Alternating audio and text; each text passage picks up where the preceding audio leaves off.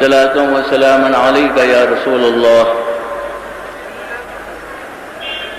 قابل صدر احترام حضرت علامہ کاظم پاشا صاحب قبلہ مجدد اللہ العالی، بزرگان ملت، عزیز بھائیوں اور پیارے بچوں، میری آواز سننے والے محترم ماؤں اور بہنوں، السلام علیکم ورحمۃ اللہ وبرکاتہ۔ رب تبارک و تعالیٰ کا یہ احسان عظیم ہے کہ اس نے ہمیں اور آپ کو حضور سرور کون و مکان احمد مجتبی محمد مصطفیٰ صلی اللہ علیہ وسلم کی امت میں پیدا فرمایا۔ اس نسبت غلامی پر ہم جتنا بھی ناز کریں کم ہے اور جتنا بھی ناز کریں بچا ہے۔ اور اس کا دوسرا بڑا کرم یہ ہے کہ اپنے محبوب پاک علیہ الصلوۃ والسلام کے صدقے اور طفیل میں بے شمار رحمتوں اور برکتوں سے ہمیں مالا مال فرمایا، جن میں سے ایک نعمت و رحمت آج کی مبارک و مسعود شب برات بھی ہے۔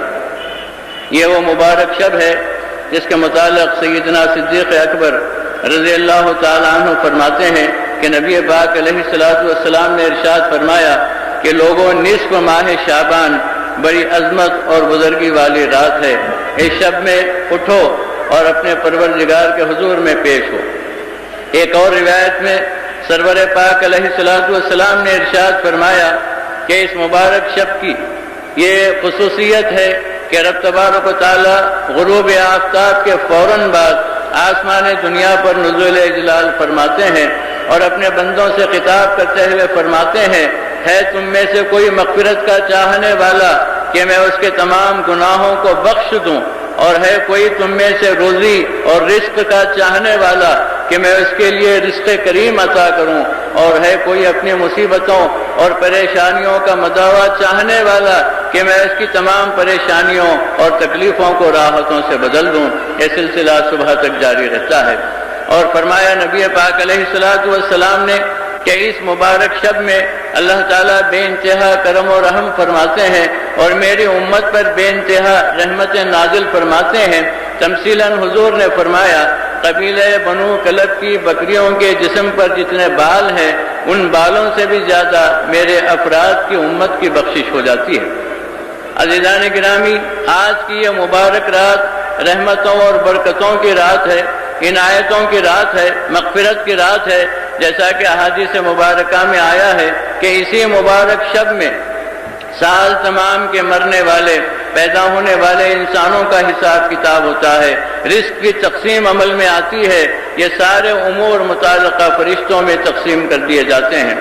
نبی پاک علیہ الصلوۃ والسلام نے ارشاد فرمایا کہ اس مبارک شب میں جو بندہ اپنے رب کا تقرب حاصل کرتا ہے عبادت اور ذکر و فکر کے ذریعے، رب تبارک و تعالیٰ اس پر بے انتہا رحمتیں اور برکتیں نازل فرماتے ہیں اور اس کی مغفرت کا فیصلہ فرماتے ہیں۔ حضور نے ارشاد فرمایا کہ اس مبارک رات میں جبکہ اللہ تعالیٰ کی عام مغفرت ہوتی ہے، ہر چھوٹا بڑا بخشش کی نعمتوں سے مالا مال ہوتا ہے، لیکن ایسے مبارک موقع پر بعض ایسے بد نصیب ہیں جو اس مغفرت عامہ سے استفادہ نہیں کر سکتے، جن میں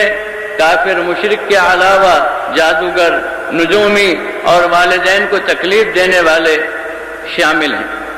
والدین کی اہمیت اور ان کی بزرگی کا کلام ربانی میں اور احادیث مبارکہ میں جا بجا ذکر ہے۔ یہ رب صغیر ہے، اللہ تعالیٰ نے ان کی رضا پر اپنی رضا کو موقوف رکھا۔ حضور پاک علیہ الصلوۃ والسلام فرماتے ہیں کہ والدین کا اتنا بڑا مرتبہ ہے کہ اگر میں کسی کو اللہ کے علاوہ سجدہ کرنے کا حکم دیتا تو اولاد کو حکم دیتا کہ وہ ماں باپ کو سجدہ کرے۔ والدین کے بارے میں ایک اور حدیث جو سرکار کی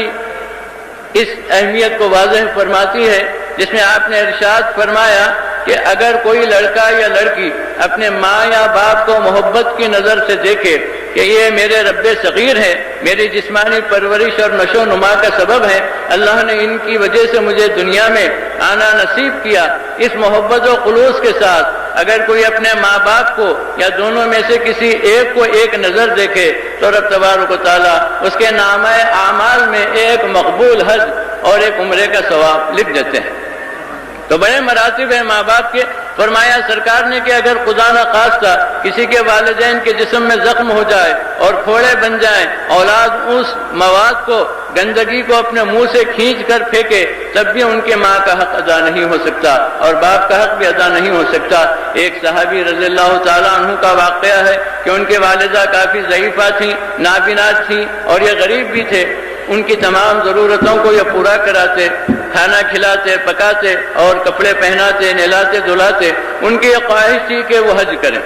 لیکن اسباب ایسے نہیں تھے کہ سواری کا انتظام کیا جائے۔ انہوں نے دور دراز سے اپنے کندھوں پر ماں کو اٹھا کر لایا، خانہ کعبہ کا طواف کرایا، سعی کرائی، تمام مناسک حج اپنے کندھے پر بٹھا کر ہی انہوں نے ادا کروایا۔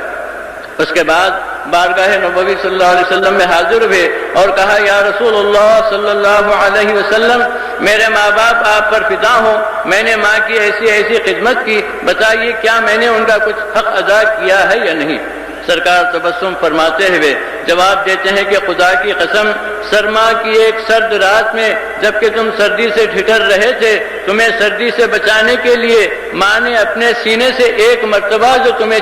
چمٹا لیا تھا، اس ایک رات کا حق بھی ادا نہیں ہوا۔ تو بہرحال آج کی مبارک شب میں اگر ہم اپنے والدین کی خدا نہ خواستہ کچھ نافرمانی یا ان کی شان میں گستاخی کیے ہیں، کوتاہی کیے ہیں، تو ان سے معذرت اور معافی طلب کریں۔ اس کے بغیر یہ رات ہمیں فائدہ نہیں دے گی۔ بھلا بتائیے رب صغیر جو ہمارے ماں باپ ہیں، جن کی توہین کرنے کے بعد یا جن کے حقوق کو محسوس نہ کر کے ان کی خدمت نہ کی جائے تو یہ رات ہمیں کوئی فائدہ نہیں دے سکتی، تو بھلا بتائیے ان لوگوں کو اس رات سے کیا نفع ملے گا جو رحمت عالم علیہ السلام کی شان میں گستاخی کرتے ہیں۔ سرکار دو عالم صلی اللہ علیہ وسلم کی محبت اصل ایمان ہے، اور ذرہ برابر بھی اس میں کوئی کمی ہو تو اس آدمی کی نہ عبادت عند اللہ مقبول ہے، نہ ریاضت، نہ کوئی نیک کام۔ حضور پاک علیہ السلام کی محبت جس کے دل میں اپنی جان سے زیادہ نہ ہو، اس کا ایمان ہی صحیح نہیں ہوتا۔ جیسا کہ کسی نے کہا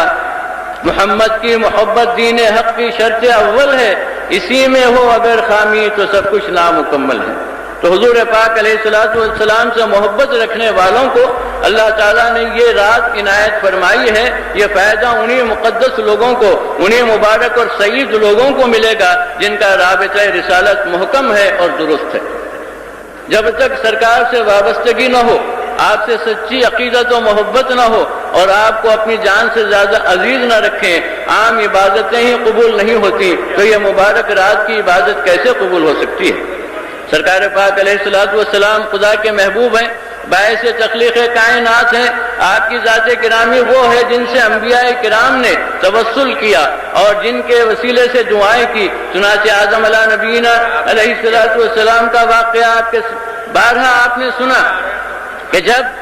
آپ سے وہ عمل ہوا جس کی وجہ سے دنیا میں بھیج دیے گئے تو بارہا آپ دعا کرتے رہے لیکن دعا قبول نہیں ہوئی۔ ایک مرتبہ خود رب تبارک و تعالیٰ نے آپ کے قلب میں یہ بات ڈالی اور کہا کہ یا رب، اے میرے مولا، محمد مصطفیٰ صلی اللہ علیہ وسلم کے صدقے سے مجھے معاف فرما دے۔